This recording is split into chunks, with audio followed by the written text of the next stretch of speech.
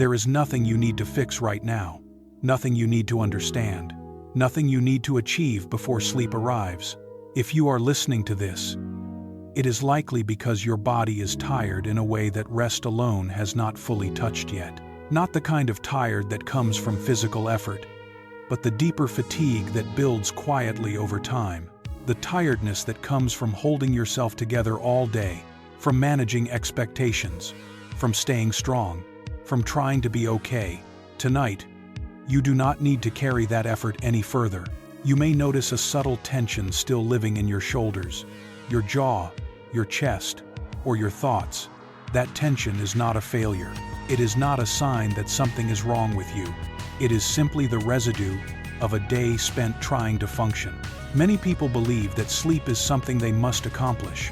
That rest must be earned. That calm is a reward for having done everything correctly. But this belief quietly keeps the nervous system alert. It keeps the mind searching for solutions when what it needs most is permission. So let this be that permission. You are allowed to rest without understanding anything that comes next. You are allowed to rest even if your thoughts do not stop. You are allowed to rest even if part of you still feels uneasy. Nothing in this space requires your improvement. If your mind is busy, that is okay. If emotions drift in and out, that is okay. If sleep comes quickly or slowly, that is okay. There is nowhere else you need to be. All day long, you may have been adjusting yourself to the world, choosing words carefully, holding back reactions, pushing through responsibilities even when you felt empty, smiling when you were tired, thinking ahead, planning, correcting, managing. That quiet effort accumulates. And often, when the lights finally dim and the world becomes still, the mind does not know how to stop yet. It keeps scanning, it keeps reviewing, it keeps replaying. This is not because you are doing something wrong. It is because your system has been trained to stay alert. Tonight, you do not need to train it further. You do not need to calm yourself down. You do not need to force relaxation. Instead, you are invited to step into a space where nothing is demanded from you. You may notice the surface beneath your body supporting you without effort. The chair, the bed, the floor, whatever is holding you right now, is doing its job without asking anything in return. You can allow yourself to be held. You do not need to follow every word. You do not need to remember anything. You do not need to stay focused. These words are not here to teach you something new. They are here to remind your system of something it already knows, that it is safe, in this moment, to soften. There is a kind of exhaustion that comes from trying to be better, from constantly checking yourself, from asking whether you are doing life correctly. Even rest can become another task when it is approached with effort. So tonight, rest is not a goal. It is simply what happens when effort loosens. You may feel resistance to letting go, a subtle worry that if you stop holding things together, something will fall apart. That worry is understandable. It comes from caring, from responsibility, from having learned that staying vigilant keeps things from getting worse. But for now, nothing needs your vigilance. The world can wait. Your responsibilities can pause. Your thoughts can wander without direction. You are not being asked to solve your life tonight. You are not being asked to heal everything. You are not being asked to become peaceful. Peace does not arrive through force. It arrives when resistance is no longer necessary. In this space, you are allowed to be exactly as you are, tired, uncertain, restless, quiet, or somewhere in between. There is no correct state to reach. Zen teachings often remind us that stillness is not something we create. It is something that remains when we stop interfering. Modern science echoes this in its own language. The nervous system settles not when it is commanded to relax, but when it senses safety. Safety does not come from instructions. It comes from being allowed. So let these words move past you like a gentle current. You do not need to hold on to them. If your attention drifts, that is fine. If your breathing changes, that is fine. If sleep arrives in waves, or not at all yet, that is fine. There is nothing to catch up on, nothing to miss. For now, you can stop carrying the day with you. You can stop rehearsing conversations. You can stop planning what comes next. Not forever, just for this moment. You have already done enough. As this space holds you, you may notice small signals of softening, a deeper exhale, a release you did not consciously choose, a sense of being less on guard. These are not things to chase. They happen on their own when effort steps aside. You are not falling behind by resting. You are not avoiding anything important. You are simply allowing the system that has been working all day to finally stand down. And whether sleep comes soon or later, something important is already happening. You are no longer trying to be somewhere else. You are here, and here is enough. There is a particular kind of suffering that appears only at night. It does not shout. It does not rush.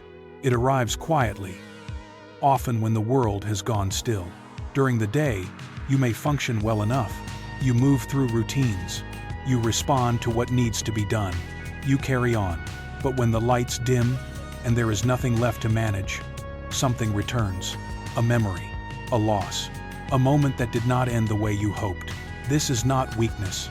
It is the human mind doing what it has learned to do. Long ago, in a coastal town shaped by trade and changing tides, there lived a merchant whose life appeared steady from the outside. His work was careful. His reputation was solid. His days followed familiar rhythms. He sold tea gathered from distant mountains, leaves chosen with patience and skill. His warehouse near the harbor held the result of years of effort. Each crate represented time, trust, and attention. His home was modest but warm. His family gathered there in the evenings. There was laughter. There were plans. Nothing in his life felt excessive. Nothing felt fragile. Then the storm came. It did not arrive gradually. It did not ask permission. One evening, the sky darkened in a way that felt different. The air thickened. The wind rose without warning. By morning, the harbor was unrecognizable. Ships lay broken along the shore. Water covered the streets. The warehouse that had held years of careful work was gone. Not damaged, not partially saved. Gone. The merchant stood where the building had been, water still pooling around his feet. The loss was immediate and undeniable. This was pain. Real pain. The kind that cannot be explained away. And pain, in itself, is not the problem. Pain is what happens when life changes without asking, when effort meets impermanence, when something we cared for is taken. The merchant did what needed to be done. He rebuilt what he could. He adjusted his work. He continued providing for his family. From the outside, life resumed. But inside, something remained unsettled. Each night, when his body lay down to rest, the storm returned, not as wind, not as rain, but as images. The sound of crashing water replayed in his mind. The sight of the ruined harbor returned again and again. His thoughts moved backward, searching for different outcomes. If only I had prepared differently. If only I had moved things sooner. If only I had known. The storm had passed, but his mind kept carrying it forward. This is how suffering multiplies. The original event happens once, but the replay happens endlessly. What the merchant was experiencing is something many people know intimately. The body is safe. The danger is gone. Yet the nervous system remains alert. The mind does not recognize time the way the calendar does. When a memory is replayed with emotion, the body reacts as if the event is happening again. The heart tightens. The breath shortens. Sleep becomes shallow or distant. This is not imagination. It is biology. The brain evolved to protect. When something overwhelming occurs, it tries to prevent it from happening again. So it reviews. It replays. It analyzes. It believes that vigilance equals safety. But at night, this strategy becomes a burden. The merchant noticed that he no longer enjoyed the quiet rituals that once grounded him. Tea tasted flat. Conversation felt distant. Even moments of happiness carried a shadow. The storm had taken more than goods. It had taken his sense of presence. One day, a wandering monk stopped at his shop. The monk's presence was calm, unhurried. He noticed what others had missed. "You prepare tea with care," the monk said gently. "But your hands are steady while your mind is far away." Something in the monk's tone made honesty feel possible. The merchant spoke of the storm, of the loss, of the way it followed him into sleep. The monk listened without interruption. Then he asked a simple question. "Where is the storm now?" The merchant was confused. "It happened long ago," he replied. "Yes," the monk said softly. "But where is it right now?" The merchant paused. "In my memory," he finally said. The monk nodded. "And is the memory the same as the storm itself?" This question created a small space. Not an answer. A pause. The monk was not denying the loss. He was not minimizing the pain. He was pointing to a distinction that often goes unnoticed. The storm had been wind and water. It had passed. What remained was a thought, an image, a story replaying itself. And yet, which one disturbed the merchant's sleep? Not the wind, not the rain, the thoughts. This is where suffering quietly shifts shape. The past cannot harm us directly, but our relationship to it can. The merchant realized that each night, he was carrying something heavy into bed. Not the warehouse, not the water, but the belief that the storm was still happening. This belief kept his body alert. It kept his mind tense. It kept rest at a distance. Letting go, in this sense, did not mean forgetting. It did not mean pretending the loss did not matter. It meant recognizing that memory is not reality. A memory can be honored without being relived. A loss can be acknowledged without being rehearsed. That night, the merchant tried something new. When the image of the storm arose, he did not fight it. He did not follow it. He simply noticed it. "This is a memory," he said silently. Then he returned to what was actually present. The weight of the blanket, the sound of breathing nearby, the quiet of the room. The thoughts returned, as thoughts do. But over time, something shifted. The storm no longer felt immediate. It became distant, less urgent. The loss remained real, but it no longer filled the entire night. This is not a technique. It is a recognition. You do not need to push the past away. You only need to stop bringing it into the present. Many people believe that letting go means erasing what happened. It does not. Letting go means allowing the past to stay where it belongs. The mind may still visit it, but you do not have to host it overnight. As you listen now, you may notice your own memories drifting in. Moments of regret, losses, things that ended differently than you hoped. You do not need to resolve them tonight. You do not need to analyze them. You can simply recognize them as thoughts about what has already passed. They do not need your energy right now. The present moment does not require protection. You are safe enough to rest. And just like the merchant discovered, when the past is no longer carried into the night, something unexpected becomes available again. Not the life you had before, but the life that is here now, quiet, imperfect, and enough. Let the storm remain where it belongs. You do not need to carry it any further tonight. Why the past feels like the present at night. When the world grows quiet, the mind often becomes loud. This does not happen because something new has gone wrong. It happens because the brain finally has space to surface what was held down all day. Many people believe that their sleeplessness comes from thinking too much. But this is only part of the story. The deeper reason lies in how the brain understands time. From a scientific perspective, the brain does not clearly separate a remembered danger from a present one. When a memory carries emotional weight, the nervous system responds as if the event is happening now. The body does not say, "This is in the past." It says, "Something is happening." This response developed for survival. If a past experience involved threat, loss, or overwhelm, the brain learned to stay alert. It learned that remembering equals protection. So when a memory arises at night, the nervous system reacts first. The body tightens, the breath changes, the heart becomes watchful. Only afterward does the thinking mind try to make sense of what is happening. This is why replaying the past can feel so immediate. The sensations feel real, because they are real in the body. The brain areas involved in memory overlap with the areas responsible for threat detection. When emotional memory activates, stress hormones follow. At night, this effect becomes stronger. During the day, attention is pulled outward. Tasks, movement, and conversation keep the nervous system oriented to the present. At night, external input fades. The lights dim. The body becomes still.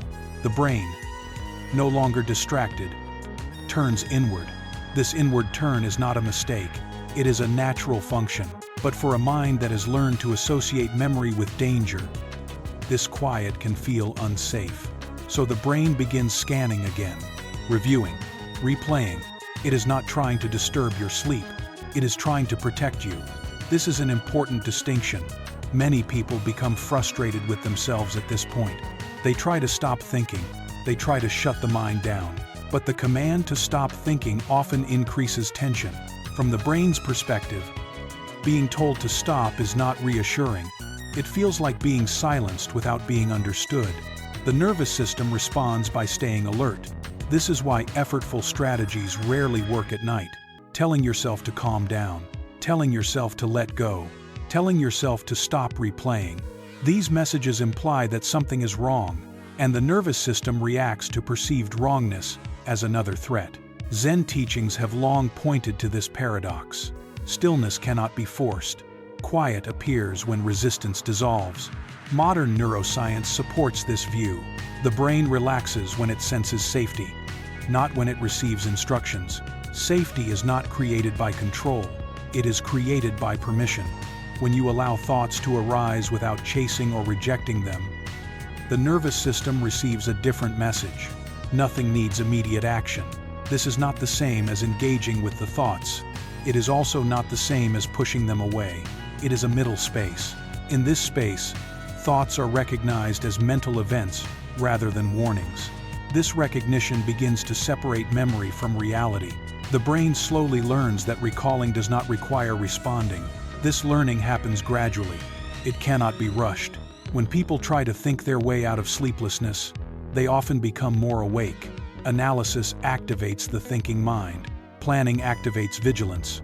The body remains alert because it believes work is still happening. But sleep does not arrive through understanding. Sleep arrives when the nervous system feels that nothing more is required.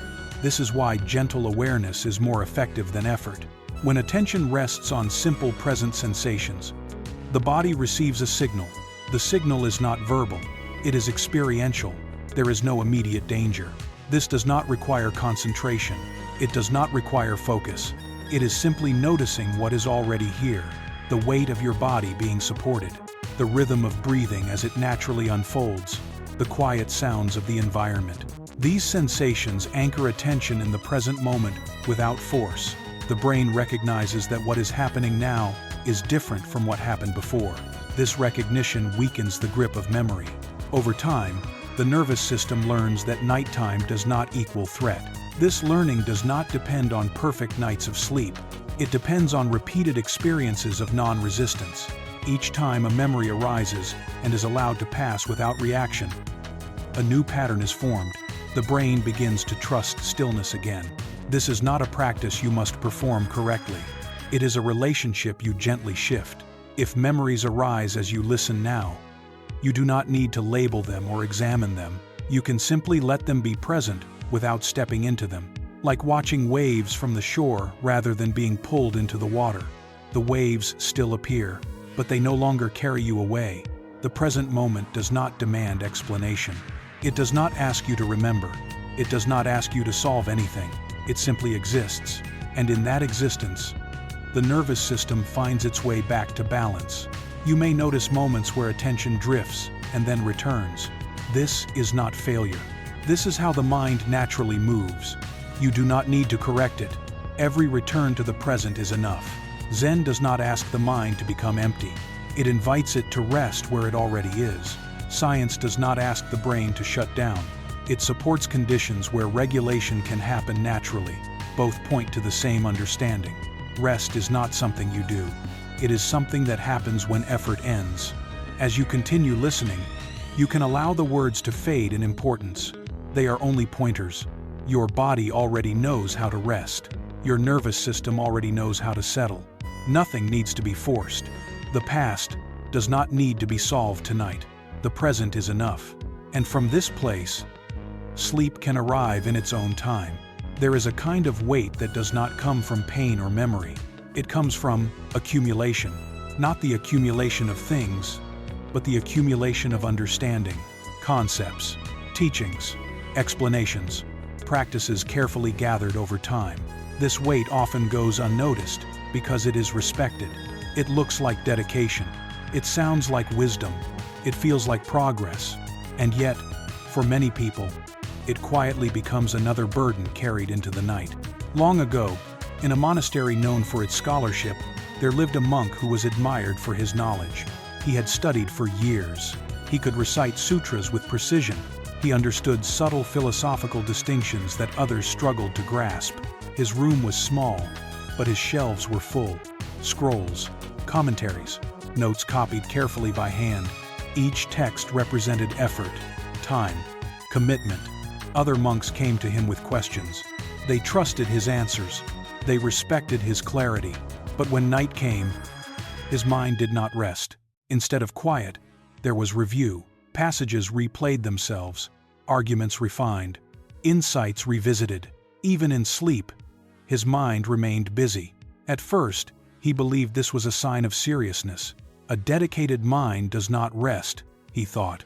It continues refining the path, but gradually, something shifted. He began to feel distant from the very peace the teachings described. Stillness appeared in words, but not in his body. Clarity existed in thought, but not in rest. One evening, a fire broke out in the monastery. It was not dramatic. No one was harmed, but several rooms were damaged. When the monk returned to his quarters, he found that his shelves were empty. The books had been destroyed. In that moment, grief rose quickly, not just for the loss of objects, but for the loss of identity. Years of study, years of effort, gone. For days, he felt hollow, disoriented. Without his texts, he did not know how to spend his evenings. He sat longer in silence, but the silence felt uncomfortable. A senior teacher noticed the change. "You seem unsettled," the teacher said gently. The monk spoke honestly. "Without the books," he said, "I feel as though something essential has been taken. I do not know who I am without what I have learned." The teacher listened. Then he asked a question that landed quietly. "When you were studying those texts, where did the understanding appear?" "In my mind," the monk replied. "And before the words, before the concepts, what was there?" The monk did not answer right away. He had never considered that question. The teacher continued, "The teachings are not meant to be possessions. They are meant to point. If you hold on to the finger, you miss the moon." The monk felt resistance rise. Without knowledge, how can one walk the path? The teacher smiled. Without awareness, knowledge walks nowhere. This was not a rejection of learning. It was a reminder of its place. Over time, the monk noticed something unexpected. Without the constant reference to texts, his evenings softened. His attention moved away from analysis. His body began to settle more easily. The teachings he had memorized began to show themselves differently, not as ideas, but as lived experience. Impermanence was no longer a concept. It was the feeling of breath changing, of thoughts arising and fading. Non-attachment was no longer a topic of study. It was the simple act of sitting without needing to improve the moment. This is where mental accumulation becomes visible. Even wisdom can become something we cling to. When identity forms around understanding, the loss of concepts feels like a loss of self. This fear is subtle. If I let go of what I know, what remains? If I stop holding on to teachings, will I become empty? Will I lose direction? These questions often arise quietly, especially at night. The mind wants something solid to rest against, so it holds on to explanations. It reviews insights. It keeps learning, even when tired. But rest does not come from knowing more. It comes from trusting direct experience. Zen teachings often warn against carrying too much, not because knowledge is bad, but because it easily becomes a substitute for presence. Modern psychology reflects this in a different language. The mind seeks certainty when it feels unsafe. Understanding provides structure. Structure provides a sense of control. But control is not the same as peace. At night, the nervous system does not relax because you understand impermanence. It relaxes when it no longer needs to maintain identity. The monk discovered that without his books, nothing essential had been taken. What remained was awareness itself. Awareness does not need support. It does not require reference. It does not depend on memory. It is already here. This does not mean abandoning learning. It means loosening the grip. You do not need to carry every insight into sleep. You do not need to remember what you have understood. Understanding can rest too. As you listen now, you may notice your own accumulation, ideas about how life should be, beliefs about growth, concepts about healing or progress. You do not need to discard them. You can simply set them down for the night. They will be there if needed. Nothing essential will be lost. What remains does not require explanation. The weight of your body, the rhythm of breath, the quiet awareness, noticing all of it. This is not less than knowledge. It is what knowledge was always pointing toward. The monk eventually rebuilt his library, but his relationship to it had changed. The texts were no longer anchors. They were companions. At night, he did not carry them into bed. He rested without reference. And in that rest, something settled more deeply than any concept ever had. You do not need to prove your understanding tonight. You do not need to hold on to meaning. You can allow the mind to be unburdened, not empty, simply free from carrying. Let understanding rest. Let effort rest.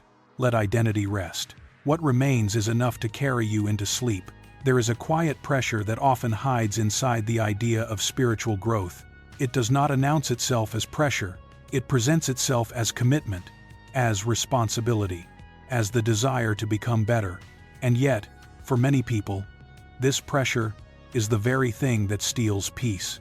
It begins subtly. A thought appears that says, "I should be calmer by now." Another follows, "I should be further along." Another asks, "Why am I still struggling with this?" These thoughts sound reasonable. They sound mature. They sound like motivation. But beneath them lies tension. The tension of measuring. The tension of comparing. The tension of believing that where you are is not enough. This is one of the most common misunderstandings of practice. The idea that inner work is a ladder, that there are levels to reach, that calm, clarity, or freedom exist somewhere ahead. When the path is imagined this way, rest becomes conditional. You are allowed to be at ease only after improvement. You are allowed to soften only after progress. Until then, effort continues. Zen stories often speak of students who practice diligently, but never rest.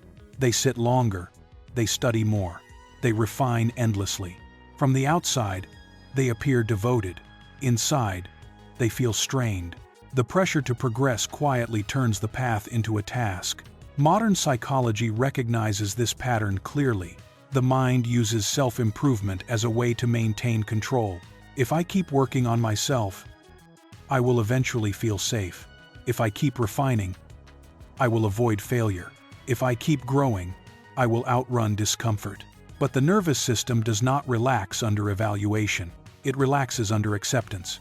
When practice becomes another standard to meet, the system remains alert. There is always something to fix, always something to improve. The body stays braced. Many people compare their inner experience to an imagined ideal. They hear stories of peace and assume they are doing something wrong. Others appear calm. Others seem more present. Others speak with certainty. Comparison quietly erodes trust. It creates distance from direct experience. Instead of feeling what is here, attention moves outward. Am I doing this right? Am I behind? This is not curiosity. It is self-monitoring. And self-monitoring keeps the mind awake. The irony is subtle but important. The very effort meant to bring peace prevents it from arriving. Buddhist teachings have long warned of this trap. Clinging to enlightenment is still clinging. Chasing freedom is another form of attachment. But these teachings are often misunderstood. They are not invitations to stop caring. They are invitations to stop forcing. There is a difference. Practice is not meant to push you forward. It is meant to allow you to settle back into what is already present. When practice becomes a project, it creates identity. I am someone who is working on myself. I am someone who is improving. Identity always needs maintenance, and maintenance never sleeps.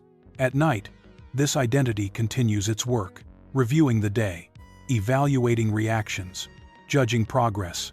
The body lies down, but the project remains active. This is why rest feels distant, not because you are failing at practice, but because practice has been misunderstood. The path was never meant to be carried like a burden. It was meant to be walked lightly. Zen masters often emphasize ordinary mind, not elevated mind, not perfected mind, just this mind, as it is. When the pressure to advance dissolves, something unexpected happens. The body softens, the breath deepens, the mind becomes less defensive, not because something was achieved, but because striving ended. This is not giving up, it is giving permission. Permission to be incomplete, permission to be tired, permission to be human. Many people fear that if they stop pushing, they will regress. That rest will lead to stagnation. But rest is not stagnation. Rest is integration. The nervous system needs periods where nothing is demanded, where attention is not evaluated, where effort is not measured. Only then can learning settle. Only then can insight become embodied. At night, especially, progress is irrelevant. Sleep does not care how far along you are. Sleep arrives when the system feels safe enough to let go. You do not need to earn that safety. You do not need to qualify. You are allowed to be enough right now. This does not mean abandoning growth. It means removing urgency. Growth happens naturally when conditions allow. Just as the body heals when rest is given. As you listen now, you may notice thoughts about where you should be, ideas about how calm you should feel, expectations about how this listening should affect you. You do not need to remove them. You can simply notice the pressure beneath them and allow that pressure to soften. You are not late. You are not behind. There is no destination waiting to judge your arrival. The present moment does not compare. It simply offers itself. When the need to progress relaxes, the mind stops racing ahead. It returns. And in that return, something settles. Not because the path ended, but because it was never somewhere else. You can allow yourself to rest here, not as a pause before improvement, but as a complete experience. Enough does not come later. It is available now. And from this place of enough, sleep does not need to be chased. It arrives on its own. When effort steps aside, you do not need to advance tonight. You can simply stop carrying the path for a while. It will still be there when you wake. For now, you are allowed to rest without becoming anything else. There is a kind of effort that supports life, and there is a kind of effort that quietly damages it. From the outside, they can look almost identical. Both involve care. Both involve attention. Both come from wanting things to go well. But inside the body, they feel very different. Supportive effort feels steady. It moves with rhythm. It allows pauses. Excessive effort feels tight, urgent, restless. It does not trust time. This misunderstanding sits at the heart of many sleepless nights. In an old valley surrounded by low hills, there once lived a farmer who had recently inherited his land. The soil was good. The water source was reliable. The climate was familiar. He had watched his parents farm this land for many years. He believed he understood what was required. But when the responsibility became his alone, something changed. Care turned into pressure. He planted his seeds carefully, just as he had been taught. He watered them. He covered them with soil. And then he waited. At least, he tried to. Each morning, he walked the fields with growing unease. Nothing seemed to be happening. The soil looked the same. The surface showed no signs of life. Questions began to appear. What if the seeds were planted too deep? What if the soil was too compact? What if something had gone wrong? The questions did not feel like curiosity. They felt like responsibility. If something failed, it would be his fault. So he did what seemed reasonable. He knelt down and gently uncovered one seed, just to check. It looked unchanged. He covered it again. The next day, he checked another, then another. Soon, checking became routine. Each act was small. Each felt justified. But something subtle happened. The soil loosened too much. Roots were disturbed before they could take hold. Moisture escaped. The seeds that were left alone began to sprout. The ones constantly checked struggled. The farmer did not understand at first. He believed he was being careful, attentive, responsible, but his care had crossed into control. Zen often uses the image of the seed for a reason. Seeds already know how to grow. They do not require supervision. They require conditions: soil, water, time. When the farmer interfered, It was not because he did not care. It was because he did not trust. He did not trust the process. He did not trust what he could not see. This pattern is deeply human.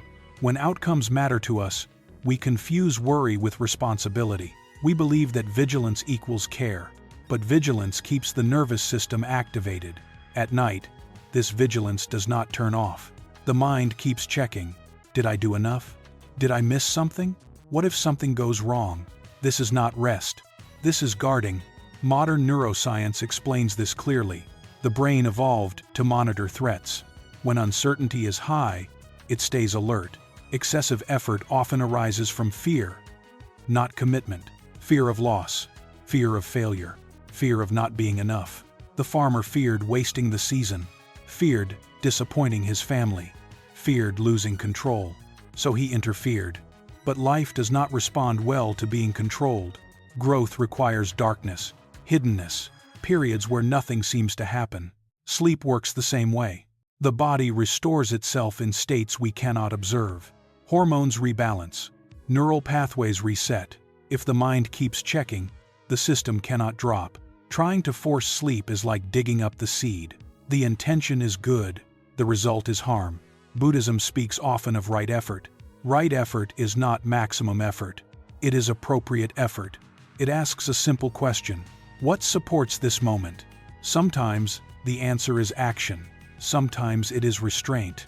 The farmer eventually noticed the difference in his field. The sections he left alone were thriving.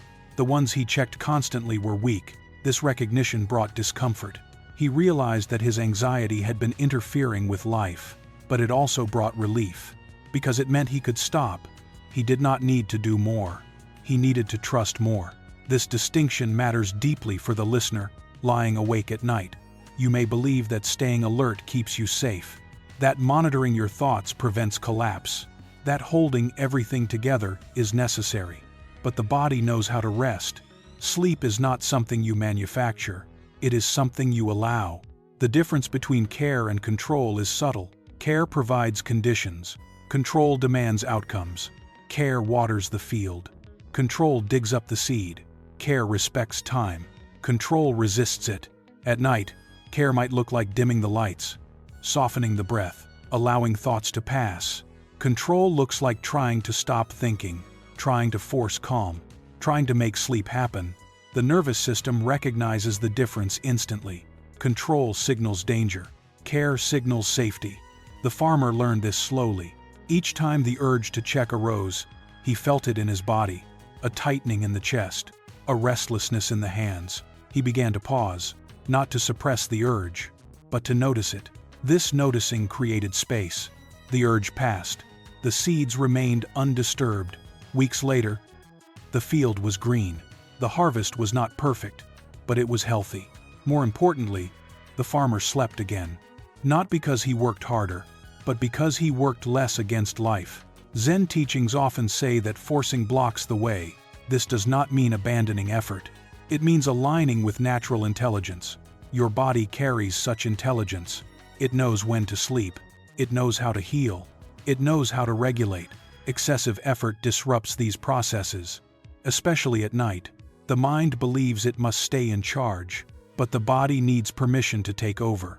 As you listen now, you may notice areas of effort you are carrying, trying to relax, trying to listen correctly, trying to understand. None of this is necessary. You can allow the words to pass through without holding them, like rain on soil. Seeds do not need encouragement. They need space. So do you. Tonight, you can practice the kind of care that does not interfere. You do not need to dig into your thoughts. You do not need to check your progress. You do not need to monitor your rest. You can trust what happens when effort steps back. Sleep does not arrive through force. It arrives when control loosens, like a seed sprouting underground, unseen. And you do not need to watch it happen. You only need to stop interrupting the process. For now, you can rest in that understanding and allow the field to do what it already knows how to do. Anxiety has a convincing voice. It does not sound like fear. It sounds like responsibility. It says, stay alert. It says, don't relax yet. It says, if you stop paying attention, something bad will happen. For many people, anxiety disguises itself as care. I worry because I care. I think because I'm responsible. I stay awake because I need to be prepared. This makes anxiety difficult to recognize. It feels purposeful, it feels protective, and yet, beneath this sense of purpose, the body remains tense. Psychology shows that anxiety is not simply worry, it is a state of readiness. The nervous system shifts into a mode designed for danger. Muscles tighten, breathing becomes shallow, attention narrows. In this state, the brain looks for actions. Doing something feels safer than doing nothing. This is why anxiety often drives control. If I can manage every detail, I can prevent harm. If I can think through every possibility, I can stay ahead of danger. If I stay vigilant, I won't be surprised. Control creates an illusion of safety. It gives the mind a sense of movement, a sense of agency. But this agency comes at a cost. The body never receives the signal that danger has passed. Sleep requires a different signal entirely. It requires safety without effort. Neuroscience explains this clearly. The systems responsible for vigilance and rest cannot fully operate at the same time. When one is active, the other recedes. An anxious mind believes that letting go equals risk. But the nervous system interprets continued effort as ongoing threat. This creates a painful loop. Anxiety leads to control. Control maintains arousal. Arousal prevents sleep. Lack of sleep increases anxiety. The mind interprets this exhaustion as further evidence that it must try harder. At night, this loop becomes especially visible. The body lies down, but the mind stays on duty. Thoughts replay conversations, plan tomorrow, scan for unresolved problems. The intention is protection. The result is wakefulness. Many people try to stop thinking, but the brain does not respond well to force. Trying to stop thoughts activates the same control system. It reinforces the idea that something is wrong. The more you try to silence the mind, the more alert it becomes. This is not failure. It is biology. The anxious brain is doing exactly what it evolved to do. The misunderstanding lies in believing that control equals safety. In reality, safety is communicated through signals of ease, slow breathing, soft muscles, non-focused attention. Zen teachings recognize this long before neuroscience could measure it. The mind that grasps creates agitation. The mind that releases settles naturally. But release cannot be commanded. It must be permitted. Anxiety is not something to eliminate. It is something to be understood. At its core, anxiety is an attempt to prevent pain. The system learned, often long ago, that vigilance was necessary. Perhaps unpredictability shaped it. Perhaps responsibility arrived too early. Perhaps rest did not feel safe. So the mind learned to stay active. This learning does not disappear just because night arrives. The body needs reassurance, not argument. This is why control feels comforting in the moment. It gives anxiety something to do. But control never completes its task. There is always another variable, another scenario, another possibility. So the system stays engaged. Gentle disengagement is the key, not by removing thoughts, but by removing the need to act on them. When thoughts arise, anxiety expects response, analysis, planning, fixing. When no response comes, something interesting happens. The system pauses, not because the thought stopped, but because the threat response did not escalate. This is how the defense mechanism loosens, slowly, without force. Zen often speaks of letting the mind settle like muddy water. If you stir it, it stays cloudy. If you leave it alone, clarity returns on its own. Anxiety stirs, control stirs. Sleep arrives when stirring stops. This does not mean ignoring real responsibilities. It means recognizing that night is not the time to solve them. The body knows this instinctively. When the environment is dark and quiet, the system is meant to power down. But anxiety keeps the lights on inside. Understanding this removes blame. You are not broken. You are not weak. Your system is protecting you in the only way it knows. But protection is context dependent. What kept you safe during the day prevents rest at night. This is not something to fight. It is something to gently release. As you listen now, Notice the quality of attention in your body. Is it scanning? Is it waiting? Is it holding? There is no need to change it. Just noticing is enough to create space. That space tells the nervous system that nothing needs to be done right now. Nothing needs to be solved. Nothing needs to be controlled. The defenses can rest. Not forever. Just for now. Sleep does not require you to stop caring. It requires you to stop guarding. Guarding belongs to danger. Rest belongs to safety. You can allow yourself to move from one to the other, not by effort, but by permission. Anxiety may still whisper. You do not need to answer. The body understands silence. In that silence, the system begins to unwind. Breath deepens. Muscles soften. Thoughts lose urgency. This is not something you make happen. It is something that happens when control steps aside. Tonight, you can allow anxiety to loosen its grip, not by force, but by recognizing that it has done enough. You are safe to rest now. Nothing is required of you. The watch can end, and in that ending, sleep finds its way back.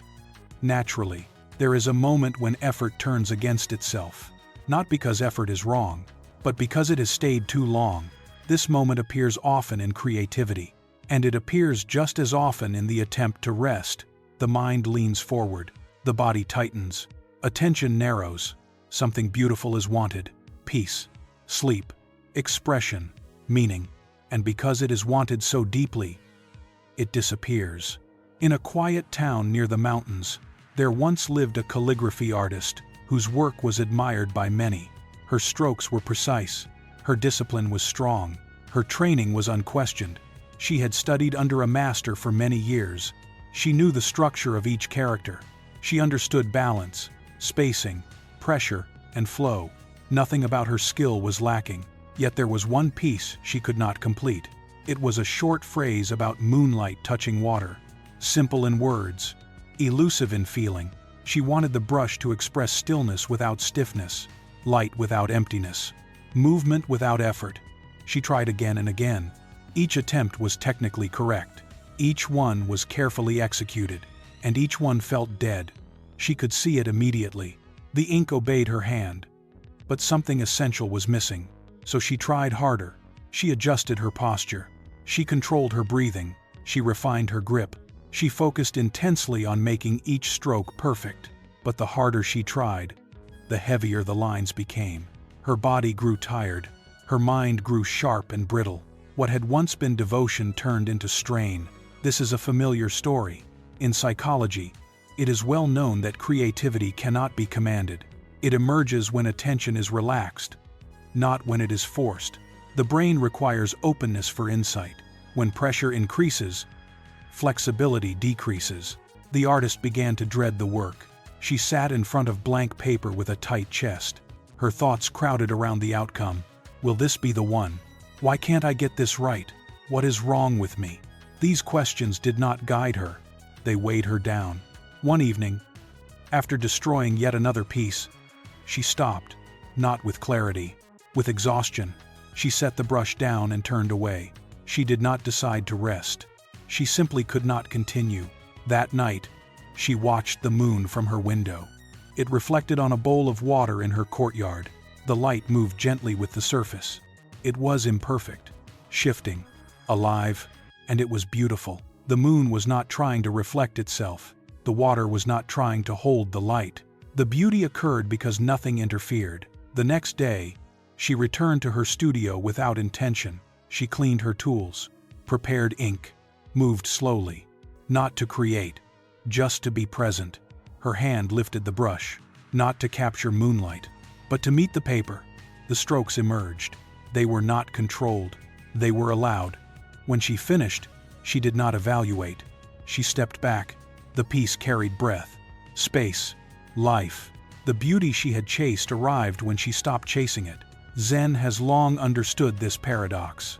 Effort is necessary for training, but it must be released for expression. This applies not only to art, it applies to sleep. Many people approach rest the way the artist approached her calligraphy. They prepare carefully. They arrange conditions. They try to relax. And then they try harder. They monitor their breathing. They assess their state. They wait for sleep to happen. But this waiting is tense. The desire to sleep becomes pressure. The wish to rest becomes effort. The nervous system senses demand, and demand keeps it awake. There is a difference between training and forcing. Training builds capacity. Forcing demands outcome. Training happens during the day. Forcing often appears at night. You cannot force the body into rest any more than you can force beauty onto paper. Both require a certain emptiness. Not emptiness of meaning, emptiness of interference. The artist did not become careless. Her years of training mattered, but they could only express themselves when she stopped trying to use them. This is the state Zen calls effortless action. Not doing nothing. Not doing too much. Allowing what knows how to happen. Psychology calls this flow. A state where attention is absorbed but not strained. Where effort is present but not felt. Flow cannot be entered through command. It arises when conditions are right. At night, the body seeks a similar state. Sleep is not unconsciousness. It is a transition, a letting go of control, a softening of boundaries. Perfectionism blocks this transition. The desire to do it right keeps awareness sharp. Sharpness keeps the system alert. Many people feel this deeply. They want to sleep correctly, relax properly, breathe the right way. They turn rest into a performance. And performance is exhausting. The artist felt this exhaustion in her arm, in her eyes, in her heart, when she stopped demanding perfection. Her body released. So did her work. Zen does not reject discipline. It rejects attachment to outcome. When outcome matters more than presence, life becomes heavy. This heaviness is often mistaken for seriousness. But seriousness is not depth. Depth is spacious. As you listen now, you may notice a desire to understand these words, to remember them, to apply them. You do not need to. They are not instructions. They are invitations. An invitation to notice where effort has become pressure, where wanting has become forcing, where care has turned into control. You are not wrong for wanting rest. You are not failing because it has not arrived yet. You may simply be holding too tightly. Beauty does not arrive through tension. Sleep does not arrive through command. Both arrive when the hand relaxes. You can allow your attention to soften now, not to make anything happen, just to stop interfering. Like the artist stepping back from the paper. Nothing is required of you in this moment. You do not need to be better, calmer, more relaxed. You do not need to perform rest. You can let the moment meet you. And in that meeting, something gentle unfolds. Not because you tried, but because you stopped trying to make it unfold. The moon does not work to shine. The water does not work to reflect. You do not need to work to rest. You only need to let go of the weight of perfection. For now, you can set the brush down. The night knows how to take over from here. There is a kind of peace that does not arrive through stopping. It arrives through flowing. Not the rushing kind. Not the striving kind. But the kind that happens when effort and resistance both dissolve. Zen has always pointed toward this state, though it rarely names it directly. Modern science now calls it flow. Different languages, the same experience. Flow is what happens when action continues, but the sense of forcing disappears. When attention is present, but not tight. When movement happens, but no one inside feels like they are pushing it. This is not a special state reserved for artists or athletes. It is a natural capacity of the human nervous system. You may have touched it without realizing. Moments when time felt softer, when you were absorbed in something simple, when effort faded into ease. The body remembers these moments. The mind often forgets. From a scientific perspective, flow occurs when certain systems quiet down. The brain regions responsible for self-monitoring reduce activity. The constant internal commentary softens. The sense of being watched from inside dissolves. This does not mean awareness disappears. It becomes broader, less focused on control, more open. Neuroscience shows that during flow, the brain stops checking itself repeatedly. Am I doing this right? Is this working? What should happen next?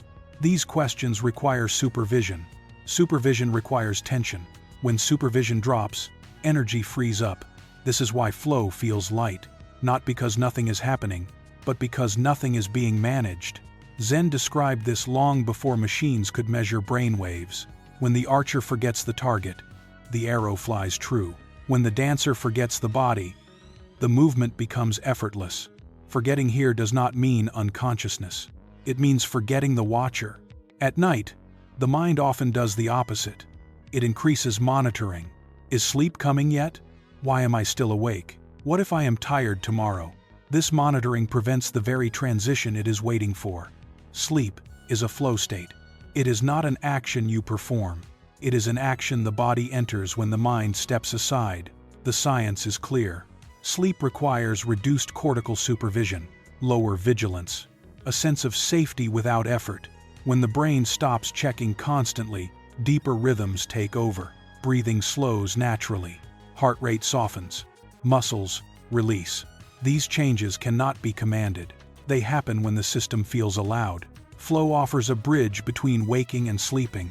It shows that ease does not come from stopping all activity. It comes from removing friction. Friction is created by control. The artist forcing the brush. The farmer digging the seed. The mind chasing sleep. When control loosens, movement becomes fluid. The body knows how to move into rest. Many people fear that if they stop supervising, things will fall apart. That thought is understandable. Supervision once served a purpose. It kept you alert. It kept you safe. But safety at night is different from safety during danger. The nervous system must shift modes. Flow signals this shift. It says, nothing needs managing right now. In flow, there is often a sense of being carried, not by something external, but by the activity itself. This is why people describe it as timeless. The clock does not disappear. Concern about the clock does. The same is true for sleep. Time continues. Concern about time dissolves. Zen calls this trusting the way. Science calls it parasympathetic dominance. Different words, same physiology. When the brain stops micromanaging, the body self-organizes. You do not tell the heart how to beat while sleeping. You do not instruct digestion. These processes unfold on their own. Sleep is no different. The sense of lightness that appears in flow is not emotional excitement. It is absence of weight. The weight of self-evaluation. The weight of expectation. The weight of outcome. When that weight drops, the system floats. This is why flow feels nourishing. Not because it adds something, but because it removes burden. As you listen now, you may notice moments where attention feels easier, where the words pass without effort, where nothing needs to be done with them. That is a small taste of flow. It does not require effort to maintain. It requires not interfering. The mind may try to grasp it, to hold it, to keep it. That grasping reactivates supervision. Flow ends not because it leaves, but because control returns. This is not a mistake. It is simply how the system works. You are not meant to hold flow. You are meant to pass through it. Sleep works the same way. You do not stay awake inside sleep to maintain it. You let go. This letting go is not dramatic. It is quiet, often unnoticed. The moment of falling asleep is rarely remembered, because remembering requires awareness of control. When control releases, memory pauses. Zen poets often wrote about this gently. Entering the stream without knowing the moment you stepped in, being carried without noticing the shore disappear. The science agrees. Sleep onset involves reduced memory encoding, less tracking. The mind stops narrating. Flow prepares the nervous system for this transition. It is a rehearsal for rest, not something to do, something to allow. You do not need to chase this state. You do not need to recognize it. Recognition often pulls you out. You can simply allow ease when it appears, and allow it to pass when it fades. Nothing needs to be held. Nothing needs to be repeated. The lightness will come and go naturally, like breathing, like waves. Tonight, you are not trying to reach a state. You are allowing the system to move as it knows how. When effort relaxes, action continues. When supervision drops, flow emerges. When flow deepens, sleep follows. Not because you made it happen, but because nothing blocked it. You can rest in this understanding now. There is nothing missing, nothing required. The current is already moving. You do not need to swim. You can simply let yourself be carried. And when the mind finally stops watching the river, you may find that you are already asleep. There are moments in life when loss arrives without negotiation, not as change, not as inconvenience, but as disappearance. What once stood solid is gone. What once held meaning is reduced to ash. In those moments, the mind asks a painful question. If this can be destroyed, what can be trusted? In the mountains far from any city, there once stood a monastery that had been built slowly over many years, stone by stone, beam by beam. The monks who lived there cared deeply for it, not out of pride, but because it served its purpose. It sheltered practice. It held silence. It carried memory. The meditation hall opened to the morning light. The library stored fragile texts passed down through generations. The garden paths were worn smooth by bare feet. Everything had a place. Everything had meaning. One night, a fire began. No one knew exactly how. Perhaps a cooking flame. Perhaps a fallen lamp. By the time the smoke was noticed, the wood had already caught. The monks formed lines, passing water from the stream below. But the fire moved faster than hands could respond. By morning, nothing remained but blackened stones and drifting ash. The monastery was gone. The monks stood in the open space, where walls had once defined safety. Some wept openly. Others stood stunned, silent. They had lost their home, their books, their belongings. Years of care erased in a single night. Their teacher, an elderly master who had overseen the monastery's construction decades earlier, walked slowly among the ruins. His robes were marked with soot. His face showed sorrow. But there was no panic in his movement. When the monks gathered around him, waiting for words, he did not speak immediately. He looked up. The sky was pale and clear. Birds moved through the morning air. The mountains remained unmoved. Finally, he spoke softly. The fire burned the buildings. It did not burn the way. The words confused some. How could this loss not matter? The meditation hall was gone. The texts were gone. The structure that supported their lives had vanished. The teacher did not deny this. Forms have been lost, he said. Useful forms, beloved forms. But tell me, what did the fire take that you truly are? The monks struggled with the question. Everything felt taken. The teacher continued. Did the fire burn your capacity to be aware? Did it destroy your ability to sit, to breathe, to see clearly? Did it remove kindness from your heart? Slowly, something shifted. They realized that what hurt most was not the loss of practice itself. It was the loss of the container they had confused with practice. This confusion is deeply human. We rely on forms, routines, structures, identities. They support us, but over time, we forget their purpose. We begin to believe that the form is the essence, that the building is the practice, that the method is the truth, that the shape is the meaning. Zen warns gently against this mistake. The finger pointing at the moon is not the moon. Forms point. They do not contain. When the monastery burned, the pointing finger disappeared. And for the first time, some monks saw the moon directly. Psychology recognizes this process in moments of loss. When external structures fall away, the mind panics. It asks, who am I without this? Without my role? Without my routine? Without my reference point? This panic is not weakness. It reveals attachment. Not attachment as failure, but attachment as identification. The monks had not merely used the monastery, they had become it. At night, many people carry similar attachments into sleep.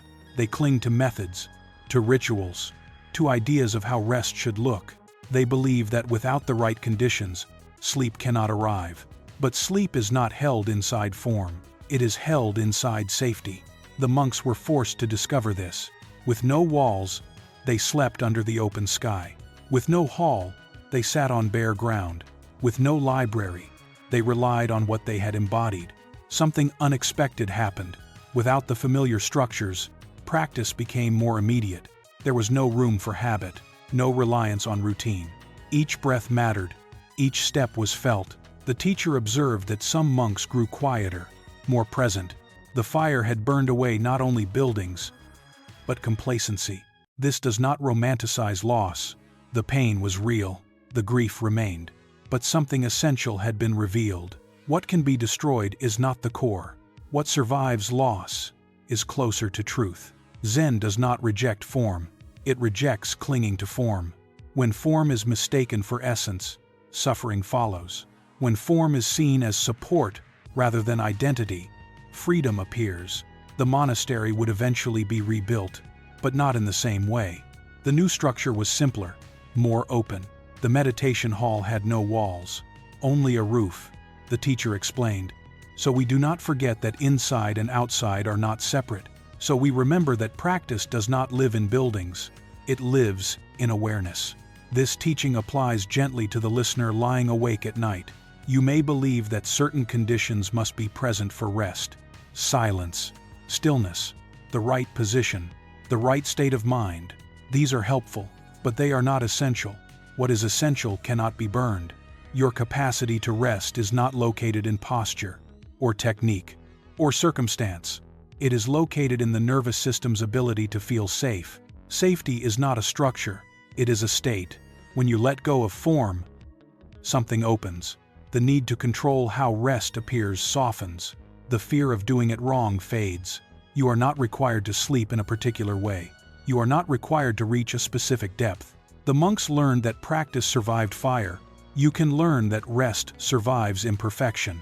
The confusion between means and essence causes quiet suffering. We cling to the means and forget the essence. The monks had mistaken the monastery for awakening. Many people mistake techniques for peace. When techniques fail, panic follows. But peace was never inside the technique. It was inside awareness all along. When the teacher asked what the fire could not burn, he pointed to something indestructible, the capacity to be here, to know experience, to feel. That capacity is present now. It does not depend on success or failure. It does not depend on sleep arriving quickly or slowly. It is untouched by effort. At night, you can allow this truth to settle. You do not need the perfect container. You do not need to hold the shape of rest.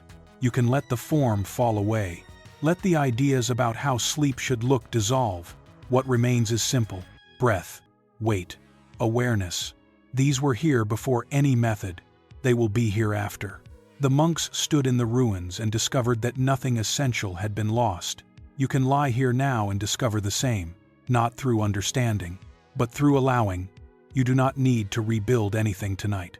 You do not need to fix the fire. You can rest in what cannot be destroyed. And in that resting, a deeper freedom becomes possible. Not the freedom of control, but the freedom of no longer needing form to feel whole. For now, you can let the structures fall away.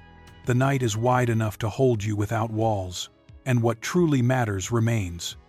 Quietly present, untouched. There is a belief that often goes unquestioned. If I prepare enough, nothing will go wrong. If I plan carefully, I can avoid pain. If I anticipate every outcome, I can stay safe. This belief sounds reasonable. It sounds responsible. It sounds mature. But beneath it lives a quiet tension. The tension of holding the future too tightly. Preparation is useful. It gives direction. It reduces unnecessary risk. But preparation becomes an illusion when it is mistaken for control. In a large city known for its order and precision, there lived a man who was admired for his planning. He did not leave things to chance. He thought ahead. He mapped outcomes. He considered every possible turn. His schedules were detailed. His goals were clear. His days unfolded according to plan. People trusted him. When problems arose, they turned to him. He always seemed ready. He always had an answer. Inside, he felt a constant vigilance. Not fear exactly, but a steady pressure. If I stay alert, he thought, nothing will surprise me. This vigilance followed him everywhere. Even in moments meant for rest, his mind remained active, reviewing, adjusting, optimizing. He believed this was simply who he was. One year, he planned a journey that mattered deeply to him. Every detail was considered. Routes were chosen carefully. Timelines were precise. It was meant to be seamless. The journey began well. Then something small happened. A delay, a missed connection, a minor disruption. Nothing dramatic, but it unraveled the plan. One change led to another. Schedules collapsed. Options narrowed. The man felt something rise sharply inside. Not disappointment, panic. Without the plan, he did not know how to move. He tried to regain control. He recalculated. He adjusted. He searched for alternatives. But the situation kept shifting. The more he tried to force order, the more chaotic it felt. Eventually, exhausted, he stopped trying to fix it, not because he understood something new, but because he had no energy left. In that moment, something unexpected occurred. He noticed where he was. The air, the sounds, the people around him. None of this had been part of the plan.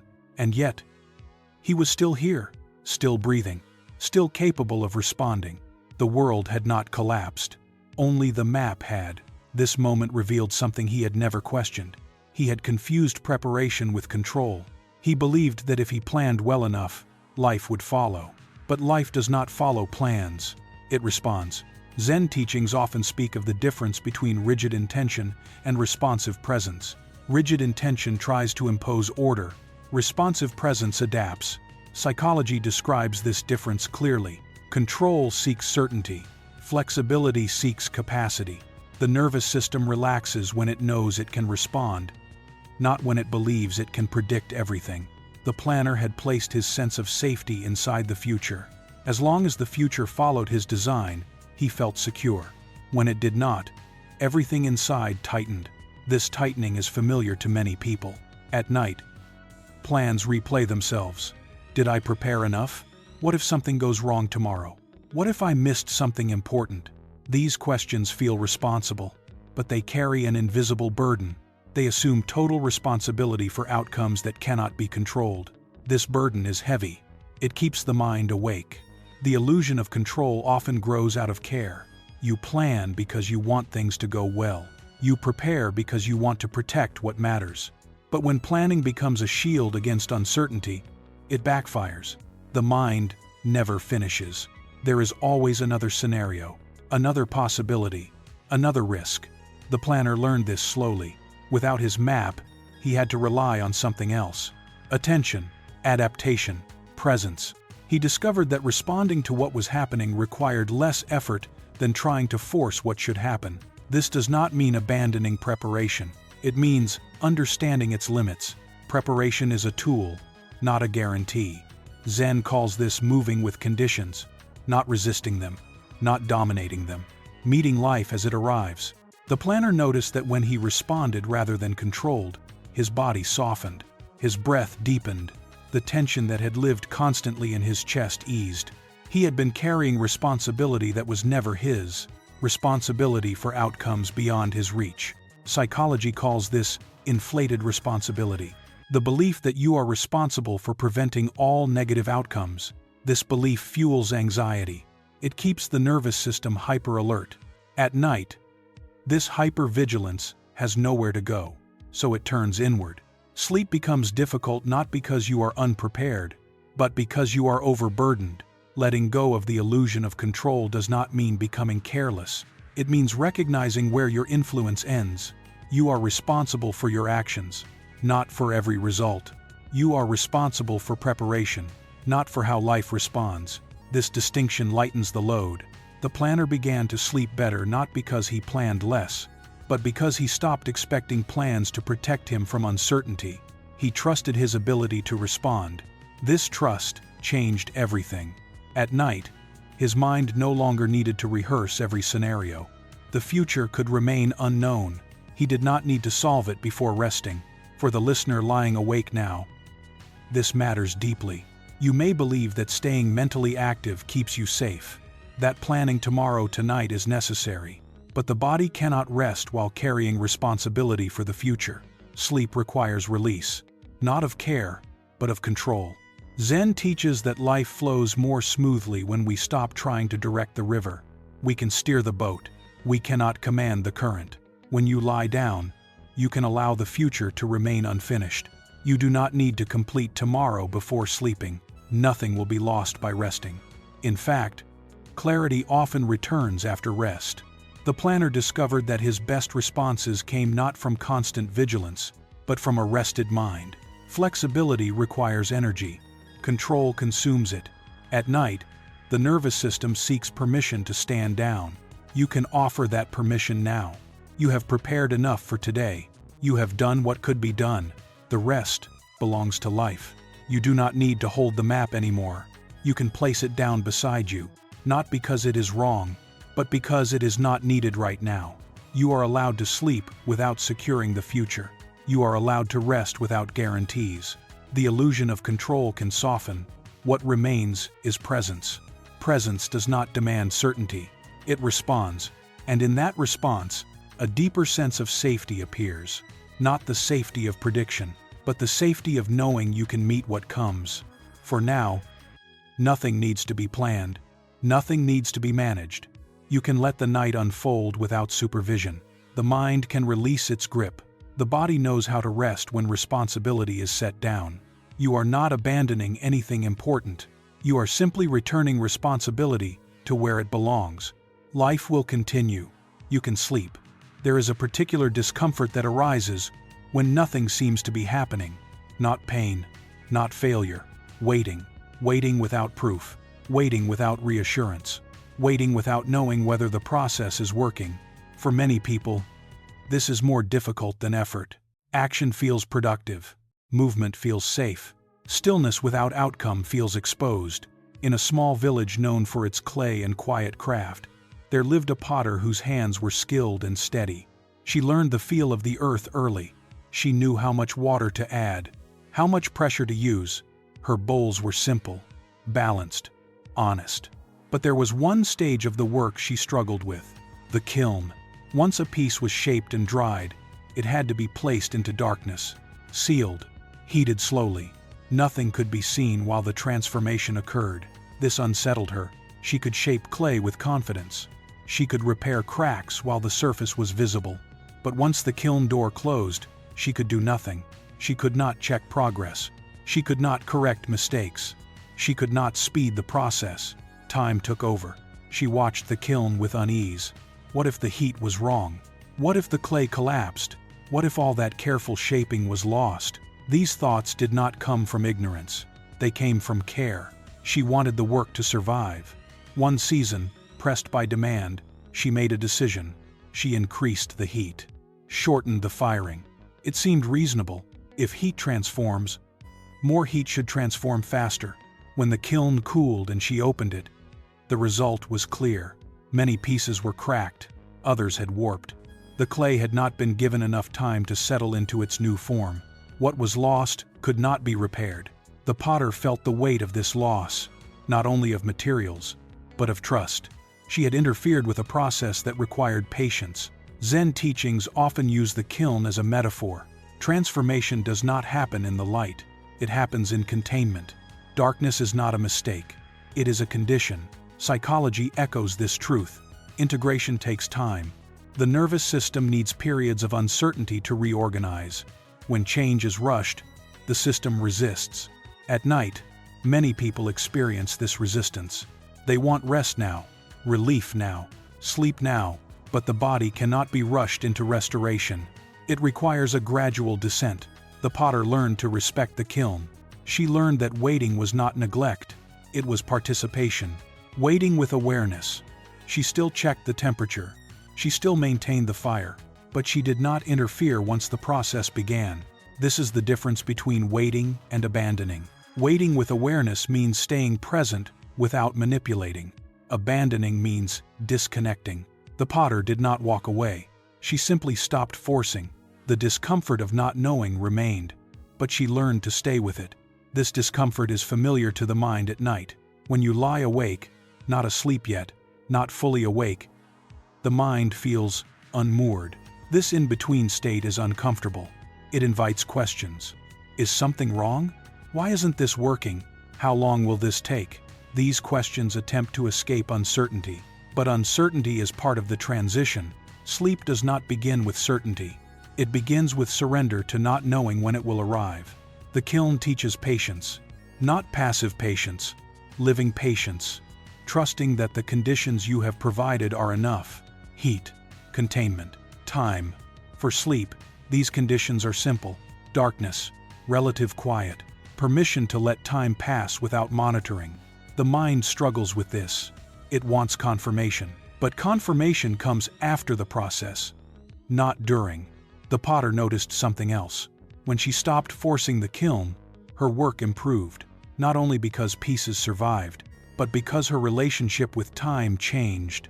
She became less urgent, more attentive. The waiting itself became part of the craft. This shift is subtle but important. When waiting is resisted, it becomes suffering. When waiting is allowed, it becomes spacious. The nervous system responds to spaciousness. It slows, it settles. The loss caused by rushing is not always visible.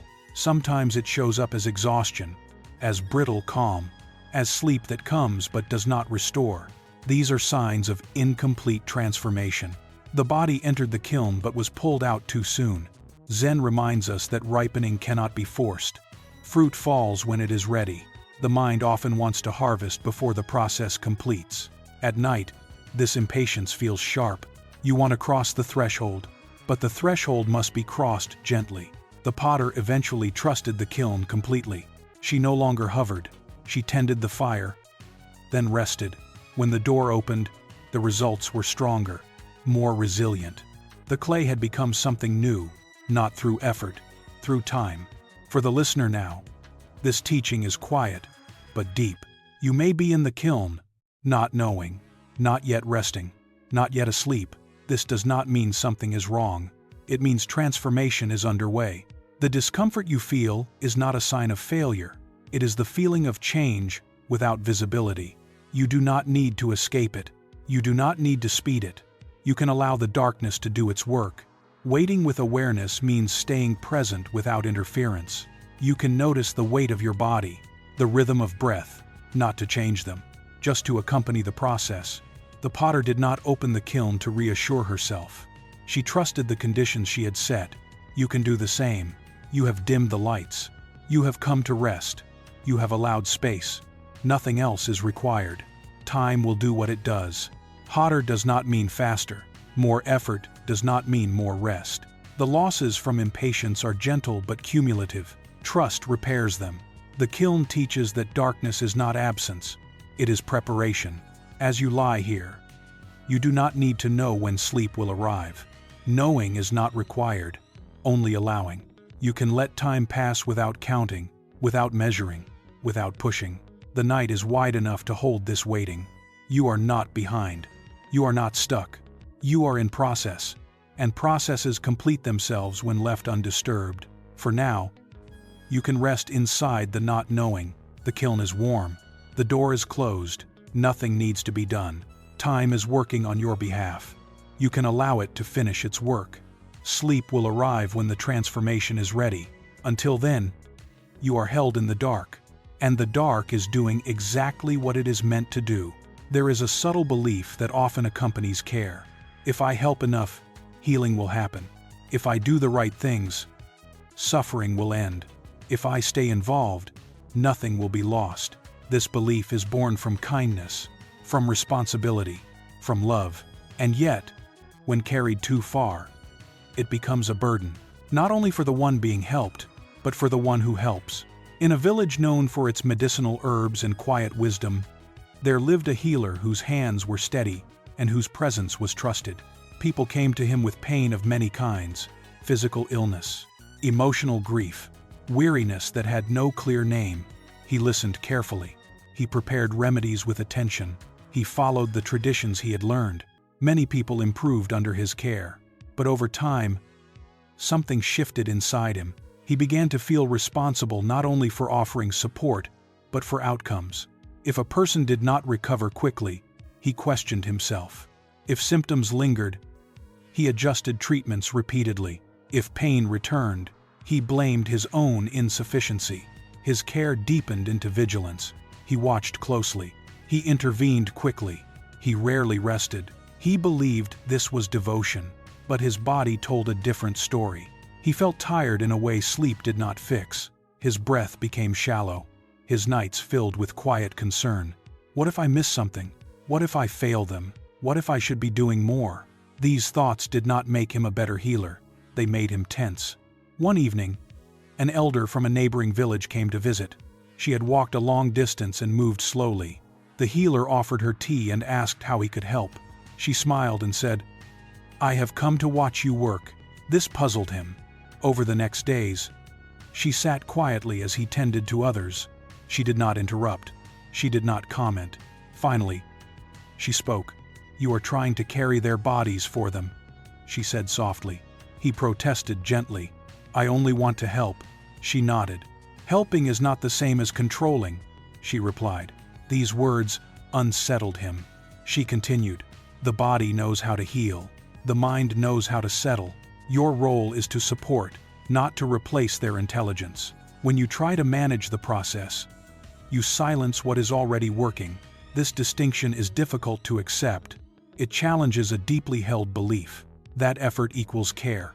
That more involvement equals better outcome. Modern psychology recognizes this pattern clearly. Caregivers often confuse support with responsibility. They feel accountable for results they cannot control. This creates invisible pressure. Pressure tightens the nervous system. It narrows perception. It interferes with attunement. True support requires listening.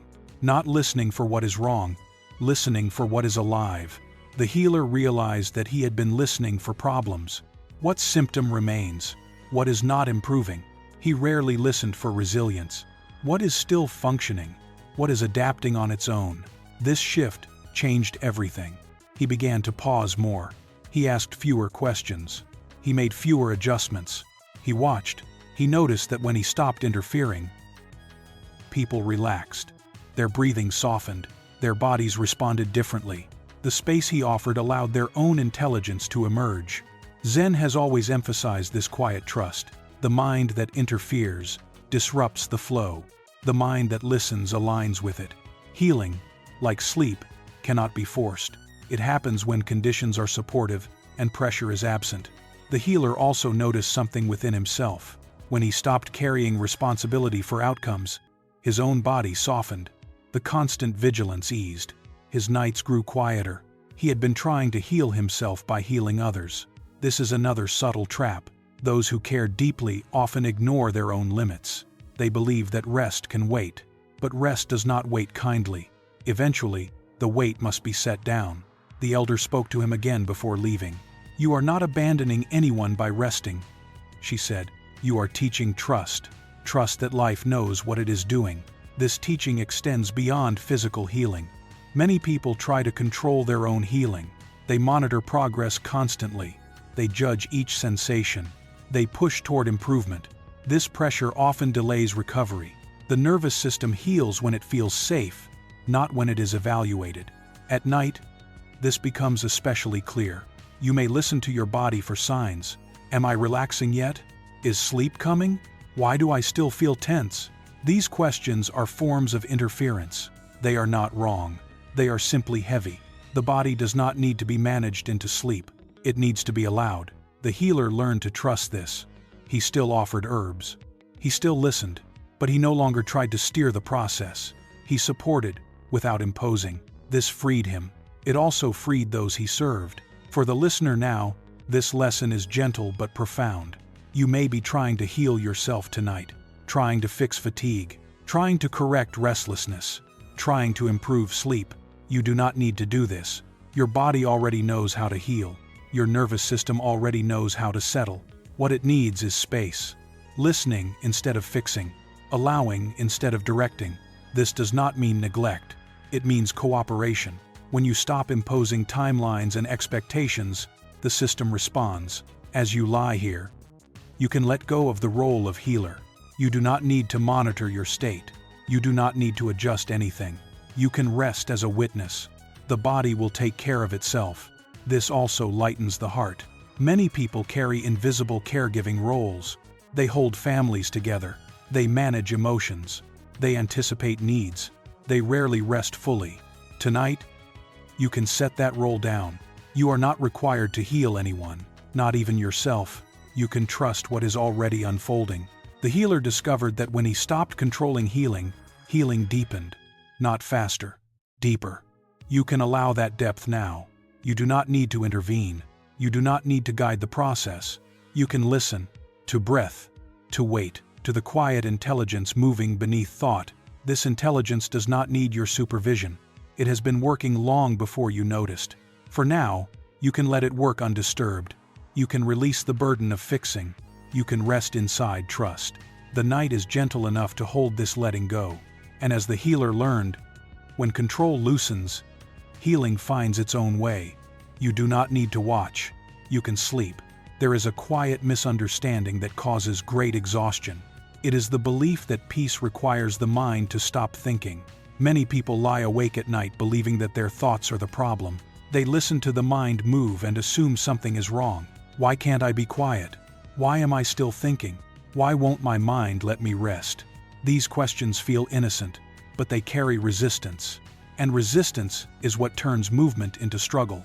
In a mountain monastery known for its long periods of silence, there lived a young monk who believed deeply in stillness. He had heard that an awakened mind was quiet. That peace meant absence of thought. So he watched his mind closely, too closely. During meditation, thoughts appeared. Plans, memories, questions. Each thought felt like a failure.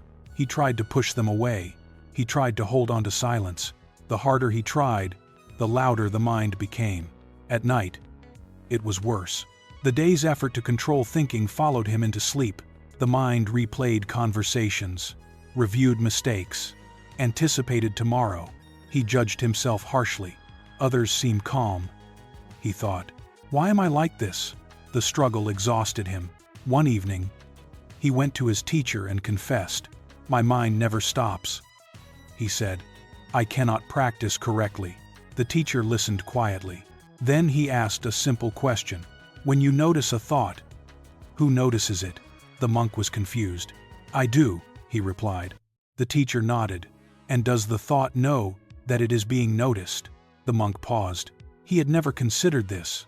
The teacher continued, "If you can see the thought, you are not the thought." This was not a technique. It was a shift in perspective. The monk had been fighting thoughts as if they were intruders. He believed silence was something to enforce, but the teacher was pointing to something else entirely. Thoughts were not the enemy. Resistance was. Zen teachings have always made this distinction gently. The mind moves by nature. Stillness does not mean immobility. It means non-resistance. Modern psychology mirrors this understanding. Thought suppression increases mental activity. Monitoring increases arousal. The more the mind is evaluated, the more it reacts. This is why trying to make the mind quiet keeps it awake. The monk realized that he had been turning awareness into a judge. Each thought was measured, accepted or rejected. This judging created tension. The teacher offered another insight. "Thoughts are like sounds," he said. "When a bird calls, do you try to silence it?" The monk smiled slightly. "Of course not." Then why treat thoughts differently? This question opened space. The monk began to sit differently. He no longer waited for silence. He allowed sound. Thoughts came and went, sometimes many, sometimes few. He did not follow them. He did not push them away. He noticed something surprising. Beneath the movement, there was calm. Not a calm created by stopping, a calm that had always been there. This is a subtle truth. Peace does not live at the surface of the mind. It lives beneath activity. The problem is not that thoughts move. The problem is that we fight the movement. At night, this fight intensifies. You lie down expecting rest. Thoughts appear. The mind reacts. "I shouldn't be thinking. This is keeping me awake." This reaction creates tension. The tension activates the nervous system. The body remains alert. Sleep stays distant. But when thoughts are allowed, something changes. They lose urgency. They lose power. Not because they stop, but because they are no longer opposed. The teacher explained this gently. "Imagine a river," he said. "If you fight the current, you exhaust yourself. If you float, the current still moves, but you are carried." The monk had been swimming upstream. He began to float. Floating did not mean drifting aimlessly. It meant trusting the water. Thoughts became like ripples, some strong, some faint, all passing. He noticed the presence that observed them. This presence did not comment. It did not evaluate. It simply knew. Zen often refers to this as the observer, not a separate self, not a controller, just awareness. When awareness rests in itself, thoughts lose their authority. They become events, not commands. This does not require effort. It requires stopping the fight. The monk's nights changed slowly. Thoughts still appeared, but he no longer engaged them. He noticed them the way one notices wind through trees, present, moving, not personal. His body softened. Sleep came without announcement. This insight is essential for the listener now. You do not need to stop thinking to rest. You need to stop resisting thought. The mind may move as you listen. That is not a mistake. It is the mind being the mind. Peace is not the absence of thought. It is the absence of struggle with thought. Modern neuroscience confirms this. Acceptance reduces physiological arousal. Non-resistance allows parasympathetic activity. The system relaxes when it is no longer at war with itself. You do not need to watch your mind to correct it. You can simply allow awareness to notice, not to change, just to know. This knowing is already happening. You are aware of these words, aware of your body, aware of the room. Thoughts arise within this awareness. They do not disturb it. Awareness is wider than thought. The monk learned that he had been standing on solid ground while staring at waves. He thought the waves were instability, but the ground was always there. You can discover this now, not by effort, by letting go of judgment. You do not need to label thoughts as good or bad. You do not need to measure calm. You can rest as the space in which experience appears. This space does not need to be quiet. It needs to be unopposed. At night, this is especially kind. You can lie down without trying to manage your inner life. You can allow thoughts to come and go. They do not need your attention. They do not need resolution. They will pass on their own. The monk eventually understood that stillness is not fragile. It does not disappear when thoughts arise. It disappears when we tense against them. When tension relaxes, stillness reveals itself again. It was never lost. It was just covered by effort. As you listen now, you may notice thoughts drifting. You do not need to follow them. You do not need to stop them. You can let them move through awareness like clouds through sky. The sky is not disturbed by clouds. Awareness is not disturbed by thought. This realization brings relief. You no longer have to perform rest. You no longer have to achieve silence. You can allow movement and still be at peace. An ease settles in, not because the mind is quiet, but because the struggle has ended. This ease is gentle. It does not announce itself. It simply supports you. And from this place, sleep does not need to be forced. It arrives when resistance falls away. You are allowed to think. You are allowed to rest. Both can exist together. You can trust this. The monk did. And in trusting, he found what he had been seeking all along, not a quiet mind, but a peaceful relationship with whatever arises. You can rest there now. Nothing needs to change. Nothing needs to stop. An own has always been here, quietly present, beneath the movement. You can let yourself sink into it. Sleep will follow in its own time. You do not need to watch for it. You can simply allow the night to carry you the rest of the way. There is a quiet belief that follows many people into rest. I will be present when things are calmer. I will feel peace when conditions are right. I will rest once I become better at this. This belief sounds harmless. It sounds patient, but it keeps presence just out of reach. Perfection becomes the doorway, and the doorway never opens. Zen has always challenged this idea gently. Presence does not wait for ideal conditions. It appears in the middle of what is already happening, not when the mind is quiet, not when the body is relaxed, but when resistance softens. In a small village where daily life unfolded simply, there lived a lay practitioner who admired the monks from afar. She believed that true practice required silence, discipline, and long hours of formal meditation. Her own life felt too messy for that.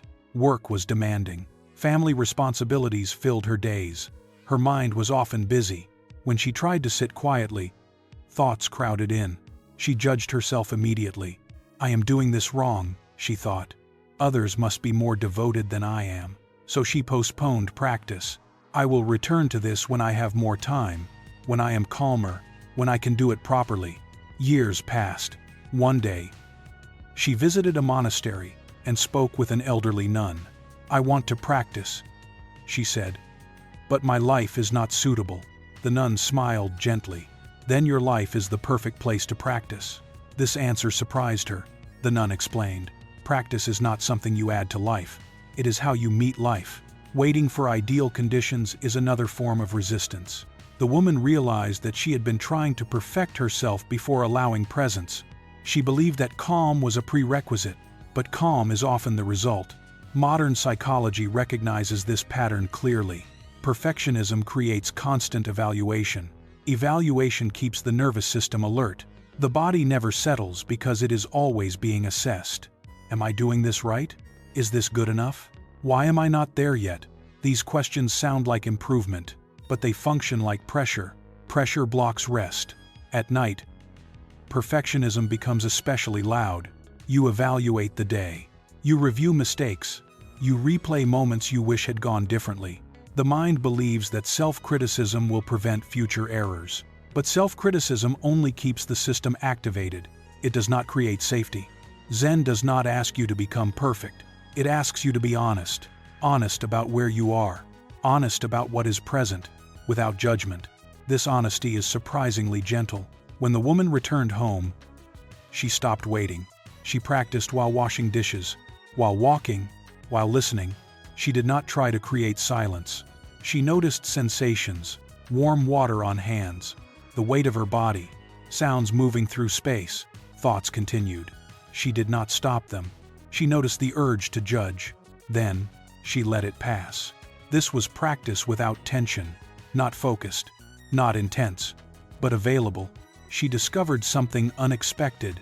Presence was not fragile. It did not disappear when life was noisy. It appeared whenever she stopped demanding a different moment. This is the heart of practice without strain. You do not need to correct yourself to be present. You do not need to improve the moment. Presence is already happening. The question is whether you allow it. Self-criticism narrows attention. Kindness opens it. The nervous system responds to kindness immediately. Muscles soften. Breathing deepens. Not because you told them to, but because judgment lifted.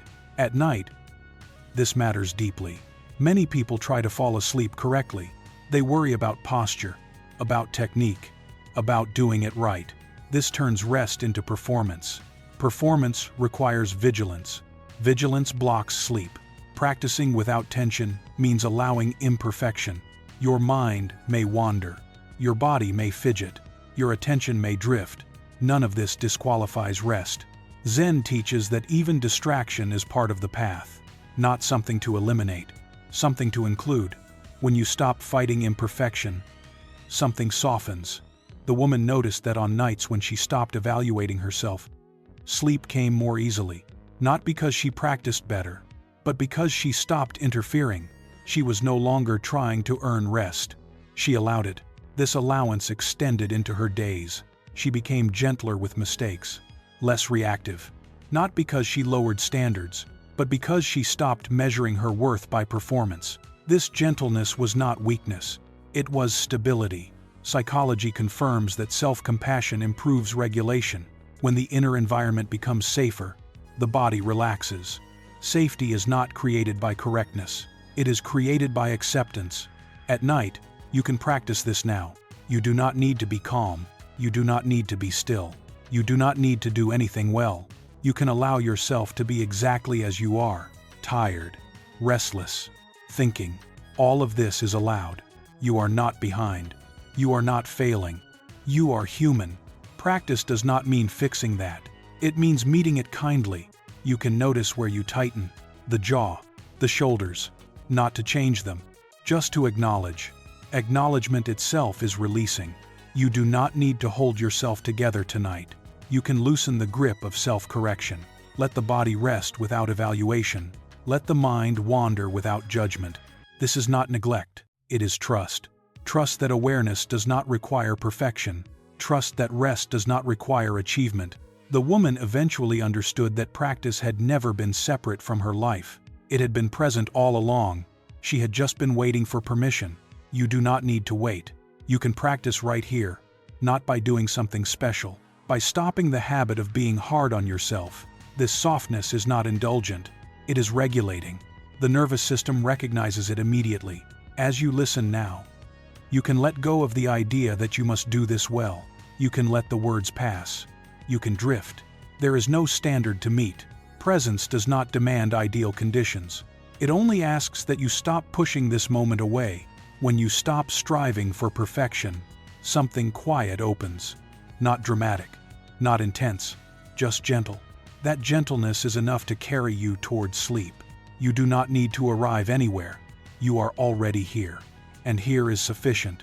You can rest without becoming better. You can sleep without earning it. Tonight, practice is simply allowing yourself to be imperfect and at ease. Nothing else is required. The night understands this. You can let it take care of the rest. At some point, the stories no longer need to continue. Not because they were wrong, not because they failed, but because they have already done their work. Each story you have heard tonight pointed in a slightly different direction, and yet, they were never separate. The merchant and the storm, the monk and the lost books, the farmer and the seed, the planner and the broken map, the potter and the kiln, the healer who learned to listen, the monk who stopped fighting his thoughts. The quiet discovery of practicing without strain. Different lives, different settings, one movement. Each story loosened a grip, not all at once, not dramatically, gently. They did not ask you to become something new. They did not ask you to add understanding. They asked you to stop carrying what was never required. The mind often believes that peace is somewhere ahead, that something is missing, that one more insight will complete the picture. But notice what has been happening. Nothing new has been added. Instead, weight has been removed. Effort, control, evaluation, urgency, each fell away on its own. This is not accidental. Zen does not move forward. It settles back. Buddhist wisdom does not accumulate. It releases. Modern science says the same in different words. The nervous system does not regulate by adding stimulation. It regulates by reducing threat. Threat is not always danger. Often, it is expectation. The expectation to fix, to improve, to arrive. When that expectation softens, the system finds balance. You may notice now that nothing is being asked of you. There is no lesson to remember, no principle to apply. If the mind tries to hold on to something, that is natural. But even that is not required. Nothing here needs to be stored. The stories were not instructions. They were mirrors. Each one reflected the same quiet truth. What you are seeking has never been absent. It has simply been covered by effort. The merchant discovered that peace did not return when the storm was understood, but when it was no longer carried into the night. The monk found rest not by protecting knowledge, but by letting understanding dissolve into experience. The farmer learned that life grows when trust replaces interference. The planner discovered that safety does not live in prediction, but in responsiveness. The potter learned that transformation needs time and darkness, not force. The healer realized that healing deepens when listening replaces control. The monk with many thoughts found stillness beneath movement, not instead of it. Each story ended the same way. Nothing was added. Something was set down. This is integration, not bringing things together through effort, but allowing separation to fall away. You do not need to connect the stories intellectually. Your system already has. As you listen now, notice how little is required. Breathing happens without instruction. Awareness notices without effort. The body rests into support without decision. This is what has always been here. It does not need reinforcement. It does not need belief. It does not need memory. The mind may still search. That is fine. Searching does not mean something is missing. It means the habit of seeking is still unwinding. Habits unwind slowly. They do not need to be stopped. They fade when they are no longer fed. Tonight, seeking does not need to be fed. You do not need to understand why this works. Understanding is another form of grasping. You can allow the understanding to rest too. Zen often speaks of returning to the ordinary, not because the ordinary is dull, but because it is complete. The weight of your body, the quiet of the room, the rhythm of breath. Nothing here is special. Nothing here is lacking. The mind often asks, "What now?" But now does not require an answer. There is no next step, no final realization, no closing insight. This is not a conclusion. It is a settling. When all the stories dissolve, what remains is simple. Presence without effort.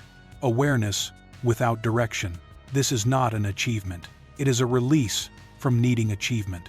You may notice that the desire to remember fades. This is intentional. Sleep does not need memory. It needs permission. Permission to stop gathering. Permission to stop holding. You do not need to carry these words forward. You do not need to recall them tomorrow. They were never meant to be held. They were meant to pass through and leave space behind. If something stays, it will stay on its own. If nothing stays, that is also fine. Nothing essential can be lost. This is the quiet confidence Zen points toward. Not confidence in knowledge, confidence in what does not need support.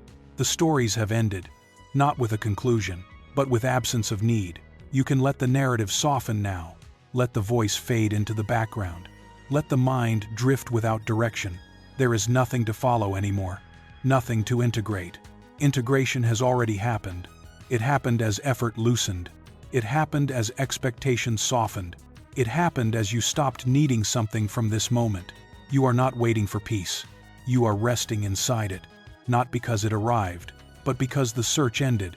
You do not need to mark this moment. You do not need to recognize it. Recognition belongs to the mind. Rest belongs to the body. You can allow yourself to sink into that rest now, without thought, without goal, without meaning. Just the quiet fact of being here. Enough. Nothing more is required. Nothing ever was. And as the last need falls away, sleep does not need to be invited. It arrives when the door is no longer guarded. You can let go completely now, not into something new, but into what has always been holding you. There is nothing to remember, nothing to do. The night will take it from here. There is nothing more to arrive at. No final understanding. No last moment to recognize. What remains now is not a thought, but a settling. The words no longer need to carry meaning. They can simply be sounds moving through the quiet. You do not need to follow them. You may notice that attention feels wider now. Less interested in details. Less interested in direction. This is not something you did. It is what happens when effort steps aside. Breathing continues on its own. Inhaling without intention. Exhaling without control. You do not need to guide it. The body already knows this rhythm. It learned it long before thought appeared. Each breath arrives, then leaves. Nothing is held. You may feel the surface beneath you more clearly now. The bed, the chair, the floor. The body is supported without effort. There is no need to hold yourself up. Gravity is doing that work for you. You can allow your weight to rest fully. Nothing is collapsing. Nothing is falling apart. You are being held. Muscles may soften in waves, or not at all. Both are fine. The nervous system releases in its own timing. You do not need to wait for a particular sensation. Whatever is present is enough. The mind may still move. Images may drift. Fragments of memory may appear and fade. You do not need to watch them. You do not need to respond. They are like distant sounds at night, passing through without calling for attention. You are not required to stay awake for them. Listening can relax now. Not because something important is missing, but because nothing more is needed. The effort to listen can gently fall away. Words may blur. Sentences may dissolve before they finish. This is natural. Attention is no longer gathering information. It is returning to rest. Breathing continues. Support remains. Awareness does not need to focus. It can spread out, like warmth, through the body. There is no boundary you need to maintain, no edge to hold. Just this quiet sense of being here, without needing to define it. Sleep does not arrive as an event. It arrives as a letting go of noticing. A soft slipping, out of effort, out of monitoring, out of needing to be present. You do not fall asleep. You drift, like a leaf settling onto water, without effort, without intention. There is no moment to mark, no line to cross. One breath simply does not require awareness anymore. And then another. You may already be there, or not yet. Both are fine. The night is patient. You do not need to help it. You do not need to stay. You do not need to leave. You can allow yourself to disappear into rest without saying goodbye. The body will continue breathing. The heart will continue beating. Life carries itself forward. You do not need to supervise. You do not need to remember this voice. You do not need to remember anything at all. The mind can let go of holding experience. Listening can fade.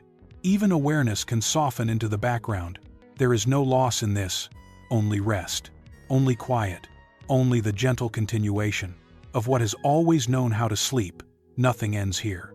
Everything simply becomes still enough that it no longer needs to be noticed. You can let go now, completely. The night will take care of the rest.